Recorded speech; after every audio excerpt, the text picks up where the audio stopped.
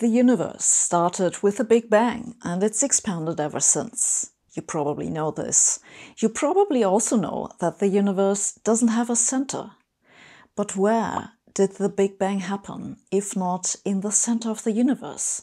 And if the universe expands, doesn't that mean that matter, on the average, doesn't move? Contrary to what Einstein said, that absolute rest doesn't exist. I get these questions a lot, and at the end of this video, you will know the answers. Before we talk about the universe, a big thank you to our Tier 4 supporters on Patreon, who help us keep this channel going. If you like our videos and want to see more of them, you can also support us on Patreon or right here on YouTube by clicking on the Join button below this video. Now let's talk about the universe. First of all, what's the Big Bang? The Big Bang is what you get if you take Einstein's equations and extrapolate the present state of the universe back in time. The universe presently expands, so if you go back in time, it contracts and the matter in it becomes more and more compressed. The equations say that when you've gone back about 13.7 billion years, you run into a singularity at which the density of matter must have been infinitely large. This moment is what we call the Big Bang. There are two warnings I have to add when it comes to the Big Bang. First, I don't know anybody who actually believes that this singularity is physically real. It probably just means that Einstein's equations break down and must be replaced by something else. For this reason, physicists use the term Big Bang to refer to whatever it is that replaces the singularity to within a Planck time or so. A Planck time is about 10 to the minus 44 seconds. Second, we don't actually know that this extrapolation all the way back to the Big Bang is correct, because we have no observations dating back to before roughly the creation of atomic nuclei. It could be that Einstein's equations actually aren't the right ones for the very early universe. So instead of a Big Bang, it could also be that an earlier universe collapsed and then expanded again, which is called a big bounce. Or there could have been an infinitely long time in which not much happened, after which expansion suddenly began. That would also look much like a Big Bang. We just don't know which one's right. The Big Bang is just the simplest scenario you get when you naively extrapolate the equations back in time. But if the Big Bang did happen, where did it happen? It seems that if the universe expands, it must have come out of some place, right?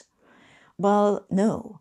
Like so many popular science confusions, this one is created by the attempt to visualize what can't be visualized. To begin with, as I explained in an earlier video, the universe doesn't expand into anything, so the image of an inflating balloon is very misleading.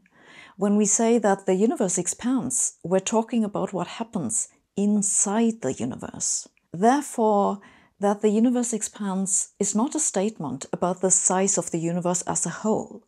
That wouldn't make sense because in Einstein's theory, the universe is infinitely large. It is infinitely large now and has always been infinitely large. That the universe expands means that the distances between locations in the universe increase. And that can happen even though the size is infinite. Suppose you have an elastic strap with buttons on it, and imagine the strap is space and the buttons are galaxy clusters. If you stretch the strap, the distances between the buttons increase. That's what it means for the universe to expand. It's the intergalactic space that expands. Now just imagine the strap is three-dimensional and infinitely large. Okay, easier said than done, I know. But this is how the mathematics works. If you go back in time to the Big Bang, all distances, areas and volumes go to zero. But this happens at every point in space, and the size of the universe is still infinite. How can the size of the universe possibly be infinite if all distances go to zero? Well, have a look at this line. That's the stretch of the real numbers from 0 to 1. That's a set of infinitely many points, each of which has size 0. And yet the line doesn't have length 0. Infinity is weird. If you add up infinitely many zeros, you can get anything, including infinity. I talked more about infinity in an earlier video. But in all honesty, I also find it somewhat hard to interpret the Big Bang in terms of distances. That's why I prefer to think of it as the moment when the density of matter in the universe goes to infinity everywhere. But wait, didn't you hear someone say that the universe was the size of a grapefruit at the Big Bang? They were referring only to the part of the universe that we can see today. The part that we can see has a finite size because light had only those 13.7 billion years to travel. So anything farther away from us than that, we can't see. We are in the middle of the part that we can see just because light travels the same in all directions.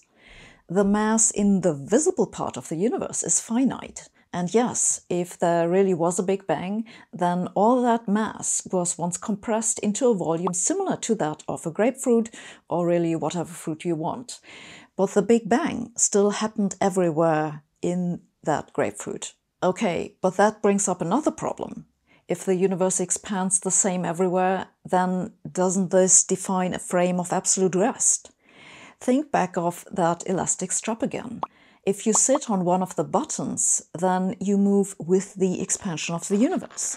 In some sense, it seems fair to say that this would correspond to zero velocity. But didn't Einstein say that velocities are relative and that you're not supposed to talk about absolute velocities? I mean, that's why it's called relativity, right? Well, yes and no. If you remember, Einstein really had two theories. First, special relativity, and then general relativity. Special relativity is the theory in which there is no such thing as absolute rest, and you can only talk about relative velocities. But this theory does not contain gravity, which Einstein described as the curvature of space and time. If you want to describe gravity and the expansion of the universe, then you need to use general relativity. In general relativity, matter or all kinds of energy really affect the geometry of space and time. And so, in the presence of matter, the universe indeed gets a preferred direction of expansion. And you can be in rest with the universe. This state of rest is usually called the co-moving frame. So that's the reference frame that moves with the universe. This doesn't disagree with Einstein at all. What is the co-moving frame of the universe? It's normally assumed to be the same as the rest frame of the cosmic microwave background, or at least very similar to it. So what you can do is you measure the radiation of the cosmic microwave background that is coming at us from all directions.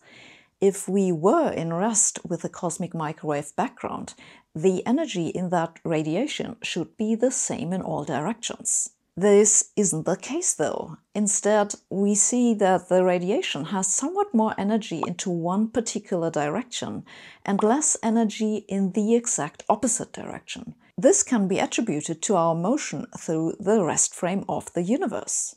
How fast do we move? Well, we move in many ways because the Earth is spinning and orbiting around the Sun, which is orbiting around the center of the Milky Way. So really our direction constantly changes. But the Milky Way itself moves at about 630 kilometers per second relative to the cosmic microwave background. That's about 1,000,000 miles per hour. Where are we going? We're moving towards something called the Great Attractor. And no one has any idea what that is or why we're going there. This video was sponsored by NotPass. Please choose a new password. It must have at least 10 digits, it cannot contain your first name, must have letters, both capitals and not, at least one number, one special symbol, and 3 golden hairs of a mammoth plucked 5 minutes after midnight when the moon is full. Writing passwords on post-its and hiding them under the desk pad is one way to do it.